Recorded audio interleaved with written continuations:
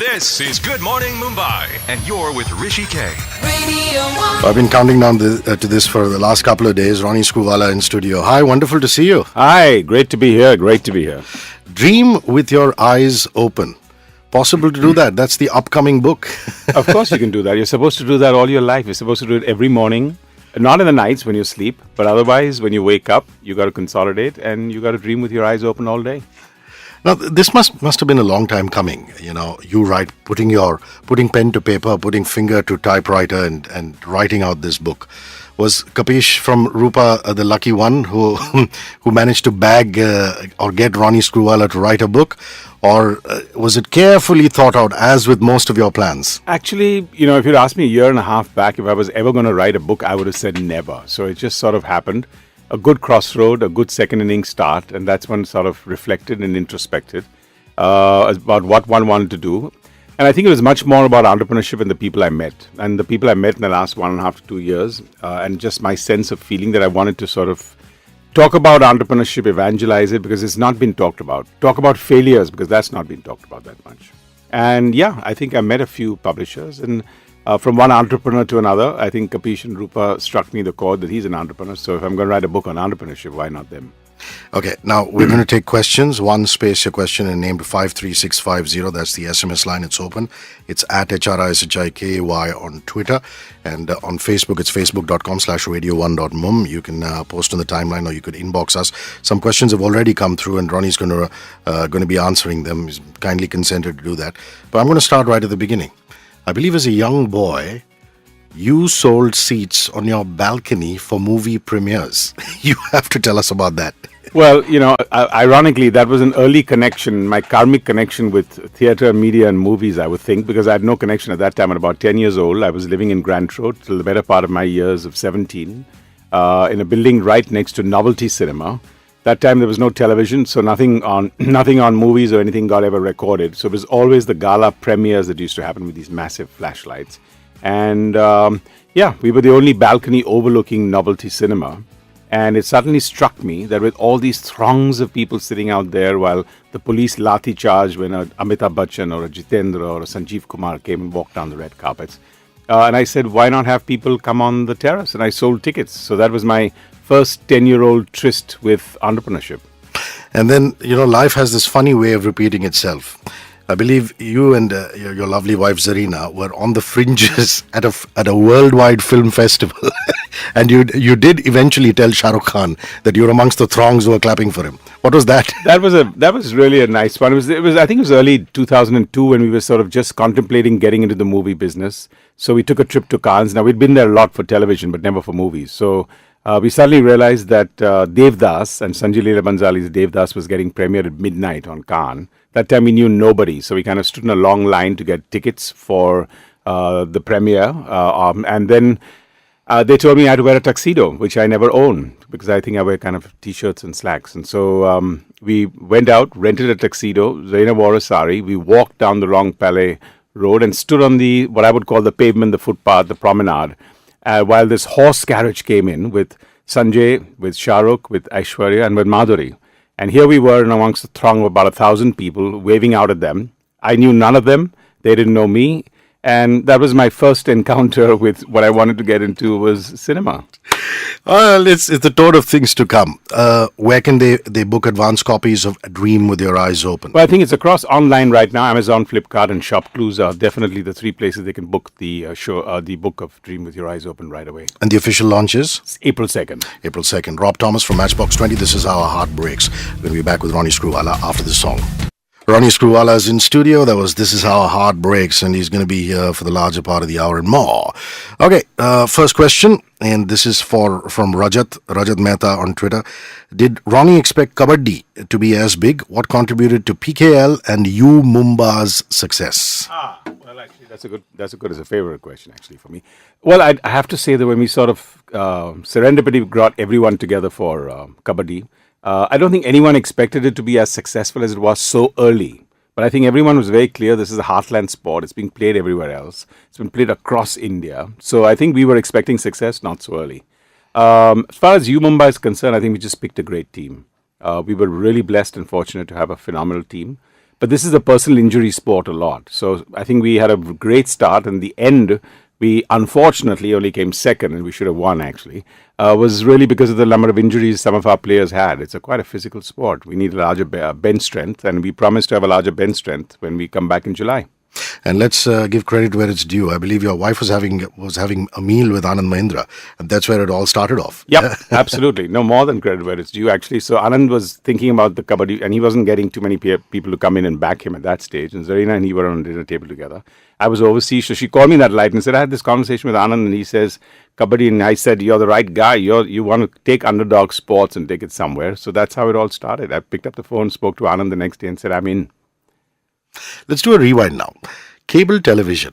You actually went door to door as a young man, yeah? Setting up cable TV, one of your first businesses. Let's get into that. Well, I think door to door or customer to customer or person to person and individual and roll up your sleeves should be their mantra for everyone for life. I don't think it happens in your early days. It should happen in your late days. It should happen whenever you're doing anything across the board. Even when I'm writing this book, I did intense focus groups. And I think those 150 people over 3 focus groups helped me write this book as much as I wrote this book, or my co-author helped me write this book. So yes, at those days, early days, 1980, went across door to door because nobody had a remote. You had a TV set with not even a remote control. So imagine the concept saying there's a second channel, and everyone said, what do you mean? I have to get up from my chair or bed and actually switch channels? And that was what it was. Well, thanks very much for giving me the one of the last drafts of Dream with Your Eyes Open. And there is a substantial portion of the book devoted to exits from businesses. One of the earliest exits was exiting the cable TV business. And you did say that your father-in-law at the time was your business partner. Yes. So how do you decide that you're going to exit? You don't actually. It's I think if you start planning exits in any stage, I think it doesn't work. And those were just at the end of 4 or 5 years, the competition was intense. The regulation was very low in this business. So one realized that long term, it wasn't part of my DNA. So the first thing I did was just bring in professional management to sort of distance myself a little bit and look at this from the outside. And that's where it lay. But the incident turned out to be quite interesting because the CEO that one appointed, after about 3 years, came back one day and said, well, I'm leaving. So I sat him down and said, well, where are you going? He says, I'm going to join a group in South India, and they want me to start cable TV. And I just sort of blurted out saying, well, why don't you buy this company and take it along and then grow it? And that was what I would term the first exit. Fantastic. There's also a website for the book. Would you just give that out? Yes. Yeah. It's called, I think, www.dreamwithyoureyes.open.com. .org. .org. So I'm going to repeat that very slowly. www.dreamwithyoureyes.open.org. Can people also pre-order the book there, or is it just the? Yes, they give a link through straight back to Amazon, Flipkart, and Shop. Amazon, Flipkart, Shop Close, and the website will also take you to those links. It's Robert Palmer, God bless his soul. Bad Case of Loving You. Straight after this song, more conversation with Ronnie Screwvala, and this is fun.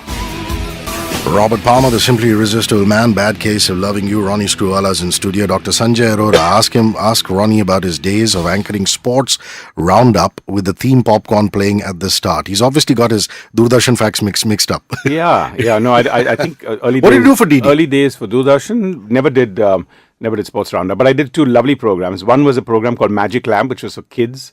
I think it was the first ever kids program on television ever. And I played multiple characters, from the puppet Merry Monster to Dr. Ronnie. And it ran on for about 4 years. So it was great pocket money by going there Sunday mornings at 7:30, and the show was from 8 to 9, and then that was it. And the other show was on Wednesday evenings at 9 p.m. called Young World. It was like what would now be the Jay Leno show kind of situation. A little bit of comedy, a little bit of stand-up, and a musical band being introduced. And you do give a lot of credit and cognizance to your years in theatre. And you say that you liken at points theatre to business, the exits, the entries, things like that. It's beautiful. I think for everyone, it's a phenomenal experience if you can. Because firstly, it teaches you one of the core credence if you really want to succeed. Forget as an entrepreneur, but as a leader, as anybody, is the level of communication and the level of confidence. And I think theatre takes those two and puts them up and sort of brings a brick wall around it. So I think my early days in theatre, communication and confidence, if I can say on both those counts today, and if I'm here talking to you in a free-flowing manner, it's because of my theatre days. Nikhil Limai on Twitter. When can we expect another brand like UTV from Ronnie Screwvala? Been there, done that, or always willing to explore? No, I think the next 20 years, I think we'll have at least 3 or 4 more brands, hopefully with some U's in them. But I think the first one we've got right now is U Sports and U Dream. U Sports is our one, and U Mumba, I think, will be a brand because Kabaddi is going to really go through the roof, and it's just been the first season. And that's called U Mumba. I think U Dream is our football one, and U Sports is our sports one. And there are a couple of ones in the periphery that are coming up. And again, the beauty is you always acknowledge that failure is what made you. And you did say at one point when I was reading the draft that perhaps you got into broadcasting, being a broadcaster a tad late. UTV was always a production house. Yeah. And then eventually the bouquet of channels started and you did get there a tad late. Yeah. And then the ifs and the buts always come creeping in. A bit about that. Well, I think, firstly, I think everyone should be clear that when you're starting up, it's not about, my God, am I going to fail? Am I not going to fail? You are going to fail. And you're not going to fail once, but you're going to fail multiple times. It's just how you're going to get up from that and go forward. So that's the sort of first part on failure. But I think overall, it's a step-by-step process. It's really about how you treat your setbacks and sort of go to the next level. That's pretty much it. Bounce back. Ronnie is at Ronnie Screwvala on Twitter. There's also a Ronnie Screwvala Facebook page. There are multiple ones, so you be careful. It's the one with him in a blue t-shirt with the ocean in the background. Yeah, okay. So you might want to like that page. I've just done so. It'll give you regular updates, some interesting videos, thoughts, and stuff like that. And there's also a Dream with Your Eyes Open Facebook page. You can either type Dream with Your Eyes Open. Again, there are 2 of them, incidentally. Yeah, but they're all one word, Dream with Your Eyes Open. Dream with Your Eyes Open. No It's the one with Ronnie's picture. I think he's got a polo neck, black shirt with stripes you know on more about it than I do, I can see. I do my homework, which you always advocate, don't you? Messages and back with Ronnie. And while these messages play, we're going to do some pictures and put them up on social networking. Please keep the questions coming. It's one space, your comment or your question and name to 53650. And you already know the Facebook and the Twitter. This is Good Morning Mumbai, and you're with Hrishi K. Radio 1. Ronnie Screwvala's in studio, and this is turning out to be such an interesting session.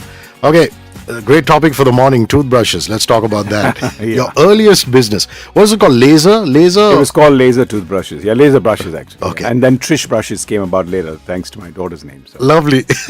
So the genesis of that idea, how did it evolve, develop, that business? I think it was one of the first ones, and I think a good learning lesson because it really taught me that when opportunity knocks, you got to open the door. And it was not something strategic. It was not something I was walking into or I felt I wanted to be in manufacturing or be in toothbrushes. I was on a casual visit to London, and it just so happened that my dad was there, and at that time he used to work for a multinational that made brushes, hairbrushes, Nivea cream, and many other things. And I just went with him for a factory tour of one of the hairbrushes and toothbrush manufacturing companies, and they were scrapping 2 machines, which to me looked brand new, but to them it was 2 years old and then needed to go to the scrap heap. And somehow I just felt I'd learned a little bit about the fact that toothbrushes, amongst many things else at that time in the early 80s, was relegated as what you would call small-scale industries. So I felt, well, I'm a small-scale entrepreneur and I'm a small-scale industry if I go back and set something up. So one thing led to another, came back, knocked on the doors of Oral-B, Colgate, many others, and sort of got a purchase order and sort of put the machines on hold on that side. I didn't have the money to buy them.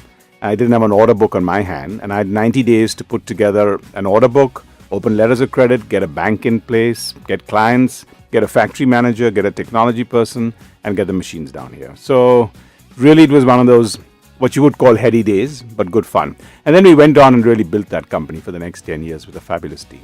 And you obviously believe in the phrase or the term laser because you have a company called Unilaser now. Yeah. And you've moved from being entrepreneur to a VC for all practical purposes.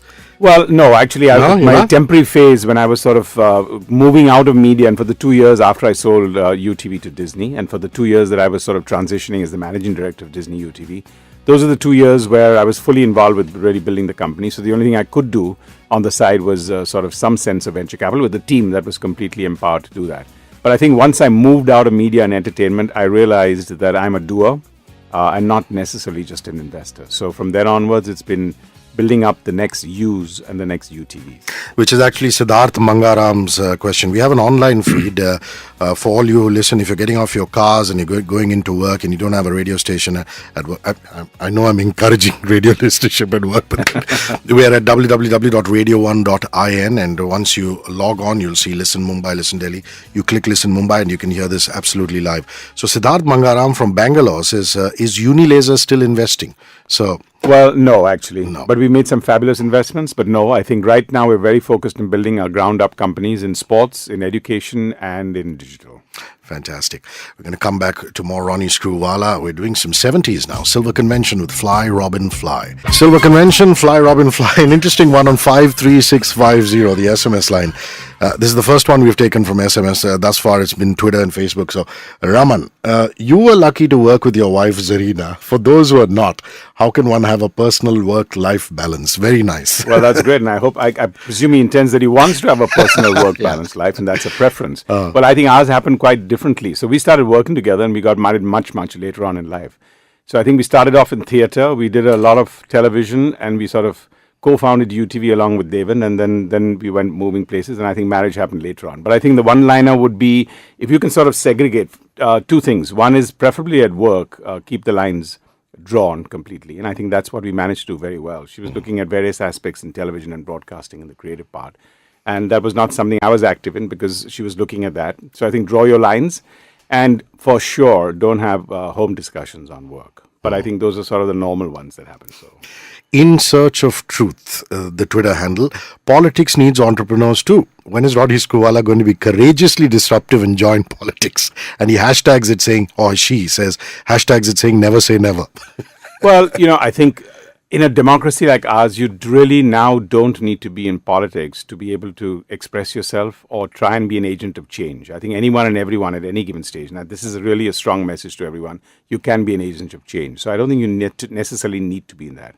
I think what we're doing with our Swadesh Foundation, I think what I'm doing right now on entrepreneurship, as far as I'm concerned, those are what I would call in the public interest and things that I would like to do and be involved in. So I don't think that's at all on my agenda because it's a different kettle of fish completely, and you have to have a different temperament for it. So either you're cut out for it or you're not. I'm not. I think politics is very onerous. I know that everyone feels here and always has a question mark for it, but I think it's actually you're giving a lot of your entire life forever. And I think you can do it necessarily without being in politics. Well, all your fans are on. Freyan Batena. I love Ronnie Screwvala. No BS, no natak, just plain honest grit and work. Nice. Hetal, hi, have you asked my question? You're the one who asked about contact. We're going to come to that. Thank you, Hetal, for that. Please keep the messages and the questions coming in. We're going to do some Bob Seger. This is Shakedown. Up ahead, his experiences with Teleshopping Network. I'm very interested in that. Ronnie Screwvala in studio. It's 9:34. We're live. Bob Seger has got a bit of a Joe Cocker kind of voice, a raspy one. I love it. 9:37 in the morning. There's another SMS, and your last four digits are 6963. You haven't completed your SMS. Let me take the liberty of completing. I think this is what you mean. If one has never done business, how can one get rid of the fear of being a first-time entrepreneur? Well, it's quite a general one, but all I would say is it's really about being clear and confident. You need to have that clarity of thought.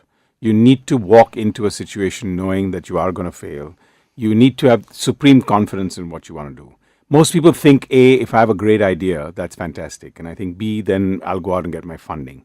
I think just small tips on that really would be that if you've got something and you're confident, check it out with friends. Check it out with people you think you want to hire as co-founders or people, because you'll get a good feedback there. If nobody wants to join you and nobody wants to fund you and nobody wants to be a co-founder with you, you kind of got a thumb sideways. That doesn't mean you necessarily need to give up, but that's a good test. But most important, if you're sort of sitting on the fence and want to do something on your own, you got to be clear that entrepreneurship is a journey. It's not a outing. You can't just get up one fine day and say, I'm going to give it 2 years and see what happens. You've got to stick with it because the success will happen only if you stick with it. Interestingly, Hetal, I remember this one too. Wants you to talk about Contact, the show. Oh yeah, those were great days. Phenomenal days. Right after it was actually on Doordarshan when we were sort of scratching our heads and making shows. And I remember my theme line where I'd get up there and I'd say, "Let's make contact." Yeah, so it was I think one of the first quiz shows at that stage, and I think it brought the core team of UTV together because Devin Kote, one of the co-founders, kind of directed the show. Zarina was the executive producer, and I was the anchor. So, Hital, that answers your question. She says how he landed. Oh, no, he has to answer that. How he landed the show Contact. I was a kid. I used to copy and play the quiz with friends. So, it was Devan and Zarina who were the creative team, or was it your production? It was the beginning of a semblance. We were not called UTV at that stage, but we were just doing something for Doordarshan. It was very, very early days. So we all got together, thought of this concept. We wanted to do a quiz show. I was hosting front of camera shows as a hobby at that time. So we said, let's make it a business.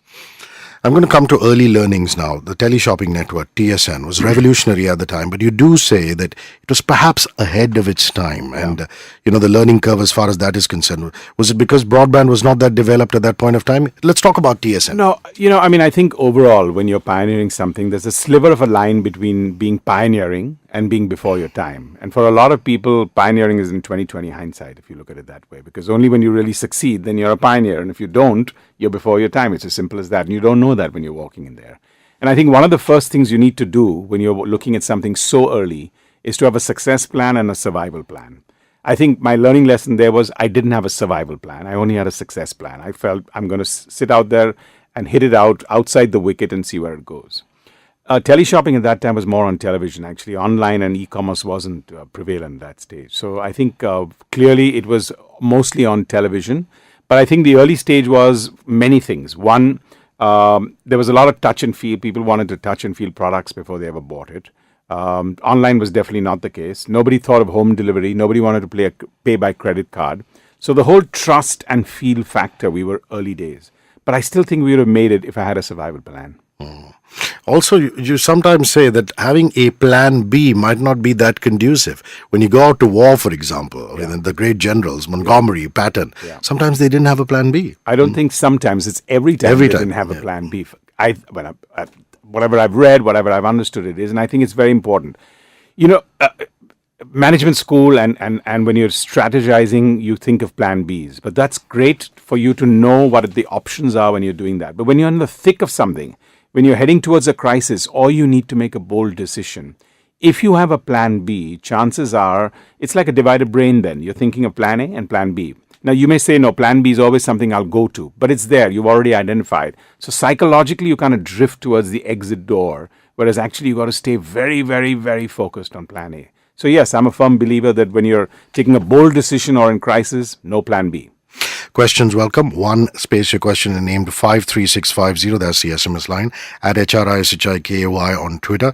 Facebook.com/radio1.mum. You can post on the timeline or inbox us. We're going to take some messages and come back. It's 9:42 live.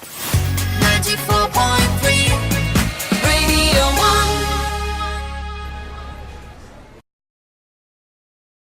Ronnie Screwvala is in studio, and we're talking about his life and times. And thank you so much. Wonderful questions, all you guys. Jimmy Karumalil on Twitter. What is Ronnie Screwvala's take on the Indian e-commerce industry and all the money being pumped into it? Any e-business investments yet, Ronnie? Yeah, I think some really nice ones in a fabulous company called Lenskart, which is the number one sort of lens online. And then we went into lingerie with Zimbabwe.com, a great horizontal and a fabulous company, Shop Clues. And a really nice startup, which is now scaling up on pets, which is called Dogspot.com. So 4 e-commerce investments and a few others in the very, very early stage. But these are 4 ones that we've really been active on and own substantial stake in. But I think overall, e-commerce is absolutely here to stay. I think if you're looking at the growth in the last 4 to 5 years, look at the number of people that are absolutely shopping. So I don't think there's a bubble there at all in the aspect of consumption, in the aspect of consumers consuming. Because it's going up by the day, and most people thought you'd only buy books and mobile phones and electronic things. But now actually touch and feel and everything is happening, from groceries to fashion. Those are the big ones. So it's not just airline tickets, whatever. I think there might be a subjective view on whether the valuations are more in the higher range. But when you're looking at something which is forward, you'll always have that thought process for a certain period of time, and then water will find its own level. But I think nobody is giving that kind of growth estimates and real actual growth in the consumption or retail space in India. So I think it's got a very bright future.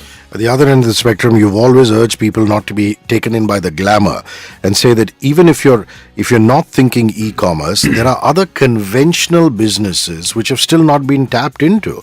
For example, in rural India and small town India. Yeah, well, I think the problem here is that the media has glamorized the sort of e-commerce sector and made all of them poster boys, made all of them role models.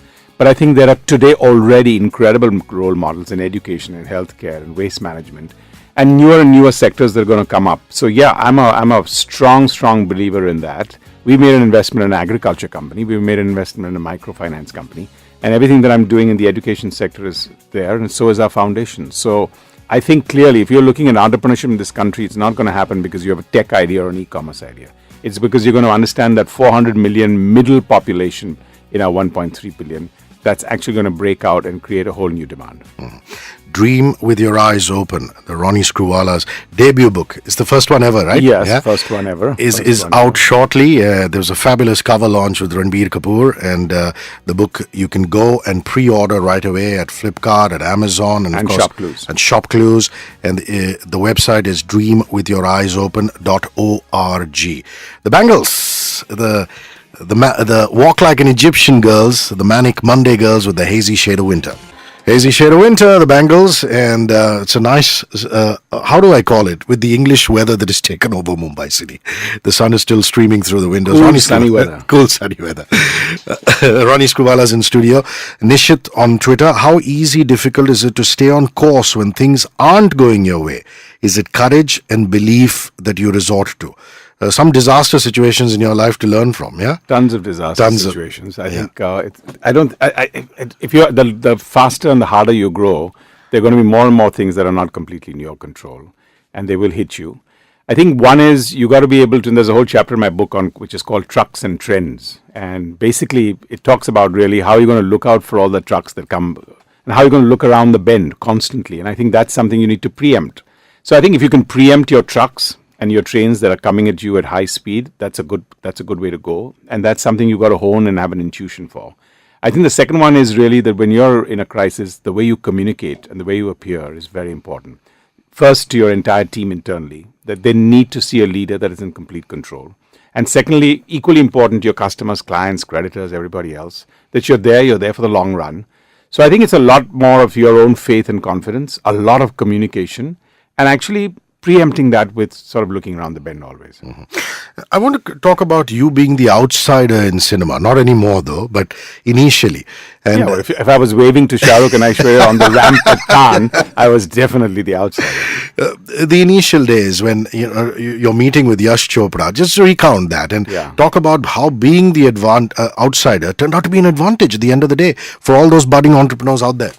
Yeah, I think in many aspects of what you do, you'll always be some sense of an outsider. And yes, it's a 100-year-old film industry. When we entered the sort of movie industry, we were 10 years in it in the last 100 years. So we really entered in the 90th year of cinema. And here we were, a South Mumbai Parsi gentleman, which everyone kind of raised their eyebrows and says, do you actually read those scripts in Hindi? And I kept, I would choose not to sort of answer those questions and keep going on. But I think if you're a good listener, and I think if you kind of come in there with a good amount of creativity and be a catalyst, I think that worked for us. Yash Chopra is someone I have always admired. And in those early days when we were sort of grappling and we were having a lot of failures with a few successes, but we knew we had to stay in this if we wanted to really grow. One of my colleagues came in, my then-time CFO came in and said, I think we should partner with somebody. And so my first thought process was, amongst the many others, that let's talk to YRF and Yash Raj Studios because they were the really market leaders. And I think I kind of called him up, and in his imitable way, he just said, yes, come on over anytime, we can chat, we can talk. And I was trying to figure out, now what am I going to tell him? Because we were the upstarts. Here was somebody with a whole family history. And he was fantastic. I sort of broached the topic every time, and he changed the topic brilliantly. Brilliantly changed the topic. He never said no, but he never said yes. He just said, so I would talk to him about, but why can't we do this together? And he'd talk about something completely different. By the fourth time, and I hadn't really still got it, that actually he was trying to say no in a polite manner, I brought it up the fifth time. And he, again, bypassed it. So fantastic. That's the charm of the person. But what a wonderful man. Phenomenal. Phenomenal. Sade Paradise is getting to be so much fun. Ronnie Screwvala in studio. Enjoy. Paradise, Sade, Nilufadund, somebody who's worked with you. I can't thank Ronnie Screwvala enough for where I am today, a big work shaping force. Please ask him how he's dealing with life without answering calls at 2 a.m. and 3 a.m. Hey, Nilufer, hi. No, well, I've changed that source. So now it's 7 a.m. and 7:30 a.m. calls. It's 7 a.m. and 7:30 a.m. calls for anyone who's interacting with me, working with me, or whatever else. And I think everyone's got used to that. I'm on the treadmill at that time. So in the beginning, I had to explain to everyone that if I'm huffing and puffing, it's not for all the wrong reasons. It's all for the right reasons. But yeah, it must be so fulfilling as a leader to have impacted lives. And some of your colleagues have even written to you when they've made an exit from the company or moved on to greener pastures, so to say. Talk about that. How fulfilling I think that I've is. shared a few letters actually in the book. One was a young girl, no, not any young anymore now. But Mailita Aga, she was with us. Sorry to interrupt. These are all Yeah. very beautiful women. All gorgeous Mailita, Nilofer. Yeah. You're just surrounded Yeah. by these gorgeous women. Well, it's the media and entertainment business. What do you expect? I'm having dinner with Mailita at the CCI the other day. So Yeah. and she features. Is it? Yeah, Okay, fine. yeah. So she was one of our early day team members, and then of course she went out to join National Geographic and went away and got married. But before that, she was moving to our Singapore office, and when she kind of left, I don't have it here right with me, but the tone of the conversation was really that we kind of really followed you because you had the firm belief. And there were many days in which we felt, would we make it, would we not? But you did, and that was good enough for all of us. And yeah, I think Sid Roy Kapoor is somebody, a great colleague of mine, been there for almost 20 years. And when he finished his 20 years, ironically, about the day when I was leaving media and entertainment, he was taking over as managing director of Disney. He wrote me a lovely letter too. So yeah, I think it's been great fun. I think it's been very rewarding over the last 20 years that I was in media. That a fair amount of people that came in through UTV in some form or the other have gone out to be incredibly successful creatively, business-wise and otherwise. How do you really decide this is the right person to bring on to be a co-founder? I mean, Sid Roy Kapoor has been in the same chair that you have, and you said such wonderful things about you. But how do you spot that talent to go ahead with? It's such a tricky thing. Broadly, I'd say it's difficult, and especially if you're looking at it from a co-founder point of view. But I think even when you're hiring team members and colleagues, I think it's difficult. But I think today more than ever before, you've got to spend a lot of time on it. It's not those 1 or 2 interviews. You've got to be able to have it with many more sessions and take them out of the office, take them out for a coffee, take them out for a jog, talk to them at 7 in the morning and figure out what everyone's reaction is across the board. Co-founders is a whole new ballgame. You need to spend a lot more time. There has to be some deep history or a deep understanding, or otherwise you're going to be in deep trouble. Well said. Deep. Elizabeth Thomas, listening to the interview with Ronnie. I like Ronnie's voice and fair philosophy. It's a fair amount of the performer still in you, Ronnie. The ladies are loving it. Sounds cool. Messages and back, and you can ask questions. One space your query and name to 53650 at HRISHIKY on Twitter, facebook.com/radio1.com. There are also pictures of Ronnie on those social networking platforms. See you in a bit. 94.3 Radio 1 Radio 1 Ronnie Screwvala in conversation with me, Vishal Gondal from Goki. Wow. Howdy, Ronnie. When are you taking your holiday? What's this about you and a holiday? Hey, Vishal, hi. Well, yeah, I think Vishal and I go back a long time, and we've worked together in some really nice ways. Fiery days, great days, hugged each other, fought with each other. So good memories on that. But, I'm a guy with sort of short holidays. If I want to take a break, it's 2, 3, 4 days. I think Zarina likes it that way. My daughter Trisha likes it that way. And it's been always good fun in that same manner. So we take a lot of, I can't say a lot of, but quite a few of these, what I would call 3 or 4 day short breaks, recharge and get back. So I think Vishal's is more about when he goes out for 3 weeks, we used to always have that email exchange where I would say, yeah, but why would you want to take 3 weeks off? And the culture at UTV was always exhaust your holidays and don't take them on to the next year. You believe Yeah, I think as much as everyone feels that these are burnout industries, actually they're not, because you've got to actually have that work-life balance. And that work-life balance for me was you've got to be able to take your leave, because actually 2 things happen there. Firstly, you need to recharge, and the second is that the organization gets to know how it's going to work without you, because that's quite important. And that's when the rest of the team members come up, feedback goes upwards, and I think it works big way for most people. Let's talk about Murdoch, the Rupert Murdoch, a long association, and this wonderful incident when you met him in LA, when you went from here to meet him in LA. Yeah, well, I mean, when he first came down in 1991 and had just bought Star TV from Li Ka-shing, and then he came to our basement office, but that's another story. Much later, News Corp and Murdoch invested into UTV, one of the first absolute investors in the company. And then many years later, when he was actually an investor in the company, I was in LA and in his room, which is actually for a media tycoon, a really small room with a small attached conference room. And we were finished about a 20-minute meeting, and then he was walking me out to the door, and there was no paintings in his room. It's just one of this poster, which was of Beverly Hills and Century City in Los Angeles. And he kind of pointed out to that whole big photograph there. And he said, well, look at this whole photograph. It was quite a big one, pretty much everything of what today is Beverly Hills. And he says this was all the 20th Century Fox lot. But right now, this is only 1/4 of it. 3/4 we had to sell because of one movie, Cleopatra. And it kind of rang home to me because he wasn't trying to say anything to me. We weren't even in the movie business. He was not trying to tell me, Ronnie, this is a risky business. He was actually just talking about the fact that this is life. And in business, that's how it all occurs. But two things happen. One, this is life. And second one is you will survive, you will persist. Okay, so it's only 1/4 of what we were, but we're still here, we're still around, and we're growing from strength to strength. And I think that's what life is all about. Okay, an SMS query now from Ritu. What are the top 3 parameters that you access before you take on a new venture? 3. Okay, well, top 3. Well, for me personally, actually, is how disruptive one can be in that space. And I think that's the excitement part. I think in media and entertainment, we always went in there thinking, what can you do differently? Today in Kabaddi or in education, my passion, or even in the digital sphere that we're in, it's all about what can we do very differently. But I think outside of that, the second and third would be to figure out exactly what's the scale, what's the size of the market. And the third one is how is it going to grow? Because growth element is an important one. Because sometimes when you're going through rough times, if your sector is growing by 20%, you could still be having a bad year, but you'll still grow because the sector is growing. So watch out for market size, watch out for growth percentages in that sector. But for me, most important is how disruptive I can be in that.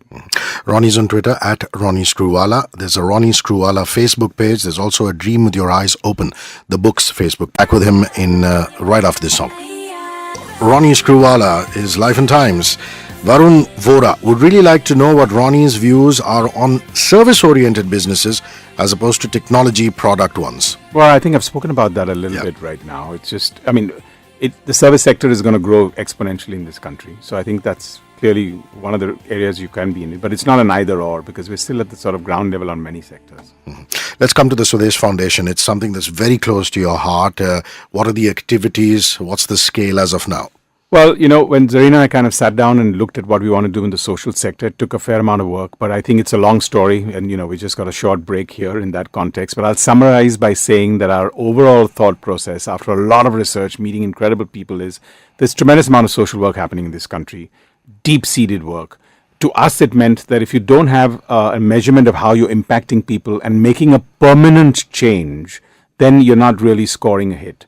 And I think from our perspective, therefore, we said 2 things. One, we wanted to be an execution foundation. And second, we wanted to look at everything. So we're doing water, health, sanitation, education, but most important, livelihood. And we're doing it at scale. So we have an ambition of about 1 million people every 5 to 6 years, moving them out of poverty.